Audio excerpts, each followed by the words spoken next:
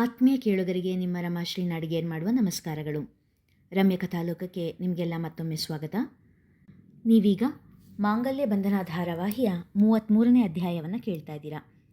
32ನೇ ಅಧ್ಯಾಯ ನಿಮಗೆಲ್ಲ ಇಷ್ಟವಾಗಿದೆ ಅಂತ ಭಾವಿಸ್ತಾ ಕಥೆಯ ಮುಂದಿನ ಭಾಗಕ್ಕೆ ಹೋಗೋಣ. ನೀನು ಕೋದಂಡ ಅವ್ರ ಮಗ. ಅವರ ಬಗ್ಗೆ ಈ ರೀತಿ ಮಾತು ಕೇಳೋಕ್ಕೆ ಹಿಂಸೆ ಆಗುತ್ತೆ ಅನ್ನೋ ಕಾರಣಕ್ಕಾಗಿ ನಿನಗೆ ಸಾರಿ ಹೇಳಿದೆ ಅಭಿ. ಆದರೆ ಆ ಮನುಷ್ಯನ ಬಗ್ಗೆ ನನಗೆ ಎಳ್ಳನಷ್ಟು ಕೂಡ ಕರುಣೆ ಮಮಕಾರ ಇಲ್ಲ. ಅವರನ್ನು ಕೊಚ್ಚಿ ಕೊಲ್ಲೋಷ್ಟು ಕೋಪ ದ್ವೇಷ ತುಂಬಿದೆ ನನ್ನ ಮನಸ್ಸಲ್ಲಿ.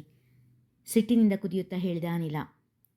ಅರ್ಥ ಆಗುತ್ತೆ ಅನಿಲ, ನಿನ್ನ ಸಂಕಟ ನಂಗೆ ಅರ್ಥ ಆಗುತ್ತೆ ಎನ್ನುತ್ತಾ ಒಂದು ಬಂಡೆಯ ಮೇಲೆ ಮುಖ ಮುಚ್ಚಿ ಕುಳಿತು ಬಿಟ್ಟ ಅಭಿ. ನೀನು ಆ ಕೋದಂಡನ ಮಗ ಅನ್ನೋ ಕಾರಣಕ್ಕೇ ನನಗೆ ಭೂಮಿನ ನೀನು ಕೊಟ್ಟು ಮದುವೆ ಮಾಡೋಕ್ಕಿಷ್ಟ ಇರಲಿಲ್ಲ.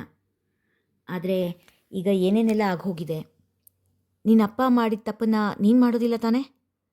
ನನ್ನ ಭೂಮಿನ ಕೈ ಬಿಡೋದಿಲ್ಲ ತಾನೇ? ಬಂಡಿಯ ಮೇಲೆ ಕುಳಿತಿದ್ದ ಅಭಿಯ ಎದುರಿಗೆ ಮಂಡಿಯೂರಿ ಕುಳಿತು ಅವನ ಎರಡೂ ಕೈಗಳನ್ನು ತನ್ನ ಮುಷ್ಟಿಯಲ್ಲಿ ಹಿಡಿದು ಭಾವುಕನಾಗಿ ಕೇಳಿದ ಅನಿಲ. ಭೂಮಿಯ ವಿಷಯಕ್ಕೆ ಬಂದರೆ ಅನಿಲ ಹಸಗೂಸಿನ ಹಾಗಾಡುವನು. ಅನಿಲ, ನಾನು ಭೂಮಿನ ಯಾವಾಗಿಂದ ಪ್ರೀತಿಸೋಕೆ ಶುರು ಮಾಡಿದೆ ಅನ್ನೋದೇ ನನಗೆ ಗೊತ್ತಿಲ್ಲ. ಅವಳ ಬಗ್ಗೆ ತಿಳಿದ ಯಾವ ವಿಷಯದಿಂದನೂ ನನ್ನ ಪ್ರೀತಿ ಕಡಿಮೆ ಆಗಿಲ್ಲ. ಈಗ ನಾನು ಅವಳನ್ನು ಮದುವೆ ಆಗ್ತೀನಿ ಅಂತ ಒಪ್ಪಿರೋದು ಕೂಡ ನಮ್ಮಿಬ್ಬರ ನಡುವೆ ಆಗಿದೆ ಅಂತ ನೀವು ಅಂದ್ಕೊಂಡಿರೋ ಅಚಾತುರ್ಯದ ಕಾರಣ ಕೂಡ ಅಲ್ಲ. ನಾನು ಭೂಮಿನ ಪ್ರೀತಿಸ್ತೀನಿ, ಅದಕ್ಕೋಸ್ಕರ ಮದುವೆ ಆಗ್ತಾಯಿದ್ದೀನಿ ಅಷ್ಟೇ ಎಂದವನ ಮಾತು ಅನಿಲ್ನಿಗೆ ತುಸು ನೆಮ್ಮದಿ ತಂದಿತು. ಮತ್ತೀಗ ಜಾನತೆಗೆ, ಘನ್ಪಾಟಿ ಅಜ್ಜಂಗೆ ನೀನು ಯಾರು ಅನ್ನೋ ವಿಷಯನ ಹೇಗೆ ತಿಳಿಸ್ತೀಯಾ? ಯಾವಾಗ ತಿಳಿಸ್ತೀಯಾ? ಕುತೂಹಲದಿಂದ ಕೇಳಿದ ಅನಿಲ. ನಾನು ಯಾರ ಮಗ ಅಂತ ಅವ್ರಿಗೆ ತಿಳಿಯೋ ಮುಂಚೆ ನಿನಗೆ ಪೂರ್ತಿ ತಿಳಿಬೇಕಾಗಿದೆ ಎಂದ ಅಭಿ. ಅವನು ಹೇಳುವ ಸತ್ಯವನ್ನು ತಿಳಿಯಲು ಅನಿಲ ಕಾತುರನಾಗಿ ನಿಂತ. ಹೇ ಪ್ರಿನ್ಸ್, ನಿಂಗೊಂದು ಗುಡ್ ನ್ಯೂಸ್, ಅಂಜು ಖುಷಿಯಿಂದ ಹೇಳಿದಳು. ಎಂದಿನಂತೆ ಕಾಲೇಜ್ ಮುಗಿಸಿ ಪ್ರಿನ್ಸ್ನೊಂದಿಗೆ ಕಾಲ ಕಳೆಯಲು ಬಂದಿದ್ದಳು. ಹೇಳು ಸ್ವೀಟ್ ಹಾರ್ಟ್, ನಿನ್ನ ಮಾತು ಕೇಳೋಕೆ ಅಂತಲೇ ನಾನು ಇಲ್ಲಿಗೆ ಬರೋದು.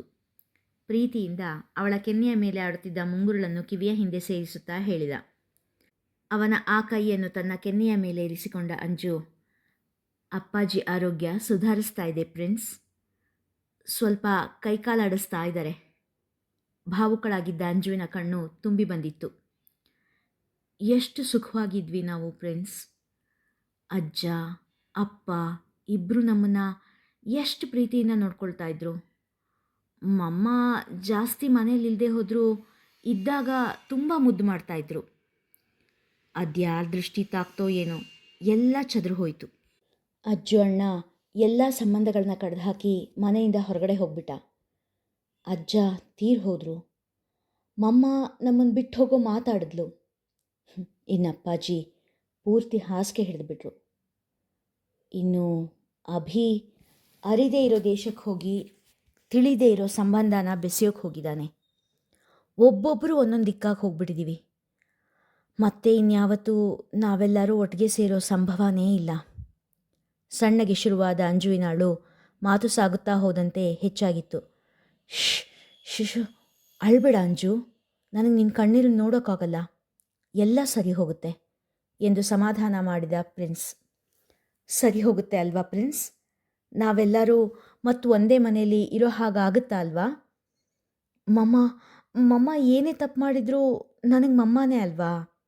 ಅಜ್ಜು ಅಣ್ಣ, ಅಭಿ ಅಣ್ಣ, ಅಪ್ಪಾಜಿ, ಮಮ್ಮ ಎಲ್ಲ ಒಟ್ಟಿಗೆ ಮೊದಲಿನ ಹಾಗೆ ಇದ್ದರೆ ಎಷ್ಟು ಚೆನ್ನಾಗಿರುತ್ತೆ. ನನಗೆ ಎಷ್ಟು ಸರಿ ಏನನ್ಸುತ್ತೆ ಗೊತ್ತಾ? ಇದೆಲ್ಲ ಒಂದು ಕೆಟ್ಟ ಕನಸಾಗಿರಲಿ, ಬೆಳಗಾದ ಮೇಲೆ ಕಣ್ಣು ಬಿಟ್ಟಾಗ ಎಲ್ಲ ಮೊದಲಿನ ಹಾಗೆ ಆಗಿಬಿಟ್ಟಿರಲಿ ಅಂತ ಅನಿಸುತ್ತೆ. ಆದರೆ ಮುಖ ಬಾಡಿಸಿಕೊಂಡಳು. ಅವಳ ಮಾತು ಕೇಳಿ ನಿಟ್ಟುಸಿರು ಬಿಟ್ಟ ಪ್ರಿನ್ಸ್, ಎಲ್ಲ ಮೊದಲಿನ ಆಗೋಕ್ಕೆ ಸಾಧ್ಯ ಇಲ್ಲ ಅಂಜು. ನಾನು ನಿನ್ನ ಸಮಾಧಾನಕ್ಕೆ ಹಾಗಾಗಲಿ ಅಂತ ಹೇಳ್ಬೋದು, ಆದರೆ ಅದಾಗೋದಿಲ್ಲ. ನಿನ್ನ ಮಮ್ಮ ಈಗ ಯಾವ ಸ್ಥಿತಿಲಿದ್ದಾರೆ ಅನ್ನೋದು ಗೊತ್ತಾ ನಿನಗೆ? ನಿಂಗೆ ಗೊತ್ತಿರೋದಿಲ್ಲ. ನೀನು ಅಣ್ಣ ಅಂತ ಕರೆಯೋ ಆ ಅಜಯ್ ಮುಕ್ತ ಆಂಟಿನ ಯಾವ ಸ್ಥಿತಿಗೆ ತಂದಿದ್ದಾನೆ ಅನ್ನೋದು ನಿನಗೆ ಗೊತ್ತಿಲ್ಲ ಎಂದವ ಸೂಕ್ಷ್ಮವಾಗಿ ಅಂಜುವಿನ ಮುಖದಲ್ಲಿ ಆಗುತ್ತಿರುವ ಬದಲಾವಣೆಯನ್ನು ಗಮನಿಸತೊಡಗಿದ. ಬಿಡು, ನಿನ್ನ ಅಣ್ಣನ ವಿರುದ್ಧ ಮಾತಾಡೋದು ನಿನಗೆ ಹಿಡಿಸೋದಿಲ್ಲ. ನನಗೆ ಗೊತ್ತಿರೋ ನಿಜ ಹೇಳಿದ್ರೆ ಕೂಡ ನೀನು ನಂಬೋದಿಲ್ಲ. ಹಾಗಾಗಿ ಈ ವಿಷಯದ ಬಗ್ಗೆ ನಾವು ಮಾತಾಡೋದೇ ಬೇಡ, ಬೇಸರದ ಮುಖ ಮಾಡಿ ಹೇಳಿದ. ಹಾಗ್ಯಾಕೆ ಹೇಳ್ತೀಯ ಪ್ರಿನ್ಸ್?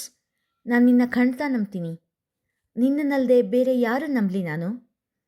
ನಿನಗೆ ಮಮ್ಮನ ಬಗ್ಗೆ ಏನು ಗೊತ್ತಿದೆಯೋ ಅದನ್ನು ಹೇಳು ಪ್ಲೀಸ್. ಅಂಜುವಿನ ಕೆನ್ನೆ ಕಣ್ಣೀರಿನಿಂದ ತೊಯ್ಯುತ್ತಿತ್ತು. ಅವಳ ಕಣ್ಣೀರನ್ನು ಒರೆಸುತ್ತಾ, ಬೇಡ ಅಂಜು, ನಿನ್ನ ತಾಯಿ ಈಗಿರೋ ಸ್ಥಿತಿ ನಿನಗೆ ಗೊತ್ತಾದರೆ ನೀನು ಸಹಿಸ್ಕೊಳ್ಳೋಕ್ಕಾಗೋದಿಲ್ಲ.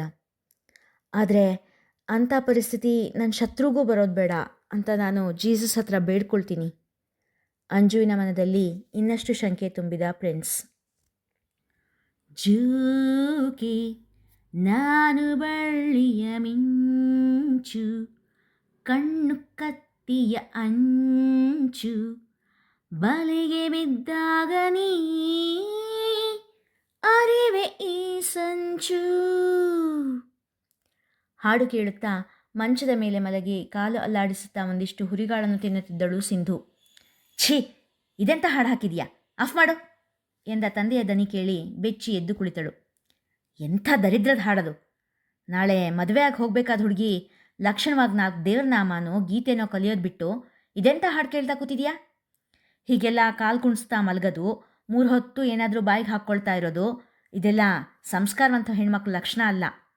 ಕೊಟ್ಟು ಮನೇಲಿ ಹಿಂಗಿದ್ರೆ ನಮಗೆ ಭಾರಿ ಒಳ್ಳೆ ಹೆಸರು ತರ್ತೀಯ. ಹೋಗು, ಒಳಗೆ ಹೋಗಿ ಅಮ್ಮಂಗೆ ಏನಾದರೂ ಸಹಾಯ ಮಾಡಬೇಕಾ ನೋಡು ಎಂದು ಹೊರಗೆ ಹೊರಟವರು, ಮೊನ್ನೆ ದೇವಸ್ಥಾನದಲ್ಲಿ ಮಂಗಳಾರತಿ ಹೊತ್ತಲ್ಲಿ ಒಂದು ಹಾಡು ಹೇಳಿದ್ಲಲ್ಲ ಭೂಮಿ, ಪುರಂದರದಾಸರ ರಚನೆ, ಅದನ್ನು ಕಲ್ತ್ಕೋ, ಎಷ್ಟು ಚೆನ್ನಾಗಿ ಹಾಡಿದ್ಲು ಎನ್ನುತ್ತಾ ಮನೆಯ ಹೊಸಲು ದಾಟಿದರು ವಾಮನಾಚಾರ್ಯರು.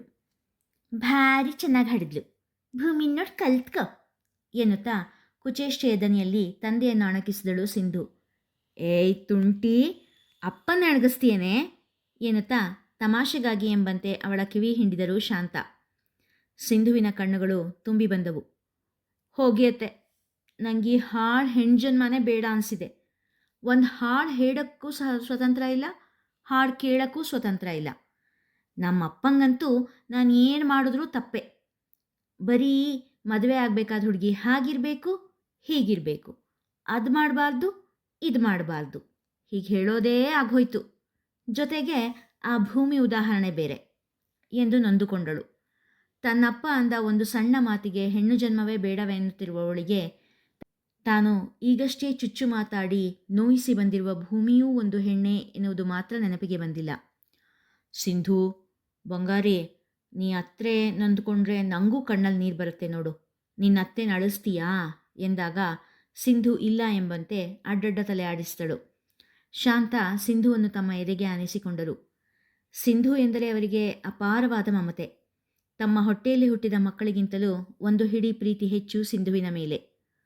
ಹೋಗಲಿ, ನಿಮ್ಮ ಅಪ್ಪನ ಮಾತು ಬಿಡು, ಭೂಮಿ ಹತ್ರ ಹೋಗಿದ್ಯಾ? ಏನು ಮಾಡ್ತಾ ಇದ್ಲು ಆ ಬಜಾರಿ? ಶಾಂತ ಭೂಮಿಯ ಸ್ಥಿತಿಗತಿಯ ಬಗ್ಗೆ ವಿಚಾರಿಸಿಕೊಳ್ಳತೊಡಗಿದರು. ಅಯ್ಯೋ, ಅವಳ ಕಥೆ ಏನು ಕೇಳ್ತೀಯಾತೆ ಎಂದು ಕೈ ಹಿಡಿದು ಕೂರಿಸಿಕೊಂಡು ಭೂಮಿಯ ಮನೆಯಲ್ಲಿ ಆದ ಎಲ್ಲ ಘಟನೆಗಳನ್ನು ಹೇಳಿದಳು. ಇವತ್ತು ಇನ್ನೂ ಭೂಮಿ ಕಣ್ಣೀರು ಹಾಕೋದು ಮುಗ್ದಿರಲ್ಲ, ಅಷ್ಟರಲ್ಲಿ ಅಜ್ಜಯ್ಯ, ಅದೇ ನಿಮ್ಮ ಮಾವ ಕೂಡ ಒಂದಿಷ್ಟು ಅರ್ಚನೆ ಮಾಡ್ತಾರೆ ಎನ್ನುತ್ತಾ ಜೋರಾಗಿ ನಕ್ಕಳು ಸಿಂಧು. ಅವಳ ನಗುವಿನಲ್ಲಿ ಶಾಂತಾಳು ಭಾಗಿಯಾದರು. ಮೇಲೊಬ್ಬ ಇರುವ, ತಮ್ಮೆಲ್ಲ ಕೆಲಸಕ್ಕೂ ಲೆಕ್ಕ ಇಟ್ಟಿರುವ ಎಂಬುದನ್ನು ಆ ಘಳಿಗೆಯಲ್ಲಿ ಇಬ್ಬರೂ ಮರೆತಿದ್ದರು. ನಾನು ಯಾರ ಮಗ ಅನ್ನೋದು ಅವರಿಗೆಲ್ಲ ತಿಳಿಯೋದಕ್ಕೂ ಮುಂಚೆ ನಿನಗೆ ಪೂರ್ತಿಯಾಗಿ ತಿಳಿಬೇಕಾಗಿದೆ ಎಂದ ಅಭಿ. ಹೇಳಭಿ, ಅದನ್ನು ತಿಳಿಯೋದಕ್ಕೆ ನಾನು ಕಾಯ್ತಾ ಇದ್ದೀನಿ, ಕಾತುರದಿಂದ ಕೇಳಿದ ಅನಿಲ. ನಾನು ನಿನ್ನ ವಂಶಕ್ಕೆ ಸೇರಿದೋನೆ ಅನಿಲ, ನಿನ್ನ ಮನೆ ರಕ್ತ ನನ್ನಲ್ಲೂ ಹರಿತಾ ಇದೆ. ಅಭಿ ಹೇಳಿದಾಗ ಕೌತುಕದಿಂದ ಅಂದರೆ ಎಂದ ಅನಿಲ. ಅಂದರೆ ನಿನ್ನ ಜಾನಮ್ಮನ ಸೌಭಾಗ್ಯ ಕಸ್ಕೊಂಡಿದ್ದು ಬೇರೆ ಯಾರೋ ಅಲ್ಲ, ನಿನ್ನ ದೊಡ್ಡ ಅತ್ತೆ ಮುಕ್ತ ಎಂದನು ಬಿಕ್ಕಿ ಬಿಕ್ಕಿ ಅಳುತ್ತಾ. ತನ್ನ ತಂಗಿಗೆ ಮೋಸ ಮಾಡಿ ಬೇಕಾಗಿಯೇ ತಾಳಿ ಕಟ್ಟೋವರೆಗೂ ಕಾದಿದ್ದು, ಆಮೇಲೆ ಅವ್ರ ಜೀವನನ ಬರ್ಡ್ ಮಾಡಿದ್ದು ನನ್ನ ಅಮ್ಮ, ನಿನ್ನ ಸೋದರತ್ತೆ ಮುಕ್ತ. ಮತ್ತು ಈ ವಿಷಯ ನಿನ್ನ ದೊಡ್ಡ ಅಜ್ಜಂಗೂ ತಿಳಿದಿತ್ತು ಎಂದಾಗ ಸಿಡಿಲು ಬಡಿದವನಂತೆ ನಿಂತ ಅನಿಲ. ಏನು ಹೇಳ್ತಾ ಇದೆಯಾ ಅಭಿ? ಮುಕ್ತ ಅತ್ತೆ ಪ್ರೀತಿಲಿ ಮೋಸ ಹೋಗಿ ಈ ನೆಲದ ಸಂಬಂಧನೇ ಬೇಡ ಅಂತ ದೂರ ಹೋಗಿದ್ದಾರೆ. ಅವ್ರಿಗೂ ಕೋದಂಡನಿಗೂ ಎಲ್ಲಿಂದ ಎಲ್ಲಿಗೆ ಸಂಬಂಧ? ನನಗೇನೂ ಅರ್ಥ ಆಗ್ತಾ ಇಲ್ಲ ಎಂದವನ ಹೆಗಲು ಬಳಸಿ, ಈ ಎಲ್ಲ ಕಥೆಗೆ ಮೂಲನೇ ಮುಕ್ತ, ನಮ್ಮಮ್ಮ ಎನ್ನುತ್ತಾ ಹಳೆಯ ಕಥೆಯ ಪುಟ ಮುಗುಚತೊಡಗಿದ. ಇಲ್ಲಿಗೆ ಇಂದಿನ ಸಂಚಿಕೆ ಮುಗಿಯಿತು. ಮುಂದಿನ ಕಥೆ ಮುಂದಿನ ಸಂಚಿಕೆಯಲ್ಲಿ. ಕಥೆ ನಿಮ್ಗೆ ಹೇಗೆ ಅನ್ನಿಸ್ತಾ ಇದೆ? ಯಾವ ಪಾತ್ರ ಇಷ್ಟ ಆಗ್ತಾ ಇದೆ? ಮತ್ತು ಯಾವ ಪಾತ್ರ ಹೀಗಿರಬಾರ್ದಾಗಿತ್ತು ಅನಿಸಿದೆ? ಅಥವಾ ಕಥೆಯಲ್ಲಿ ಗೊಂದಲ ಏನಾದರೂ ಇದೆಯಾ? ನಿಮ್ಮ ಅನಿಸಿಕೆಗಳನ್ನ ಮುಕ್ತವಾಗಿ ತಿಳಿಸಿ. ನಿಮ್ಮ ಅಭಿಪ್ರಾಯ, ಸಲಹೆ, ಸೂಚನೆಗಳಿಗೆ ನಾನು ಕಾಯ್ತಾ ಇರ್ತೀನಿ. ನಮ್ಮ ಚಾನೆಲ್ನ ಸಬ್ಸ್ಕ್ರೈಬ್ ಮಾಡ್ಕೊಳ್ಳಿ. ಹಾಗೆ ಕಥೆಯನ್ನು ಲೈಕ್ ಮಾಡಿ, ಶೇರ್ ಮಾಡಿ, ಪ್ರೋತ್ಸಾಹಿಸಿ. ಧನ್ಯವಾದಗಳು.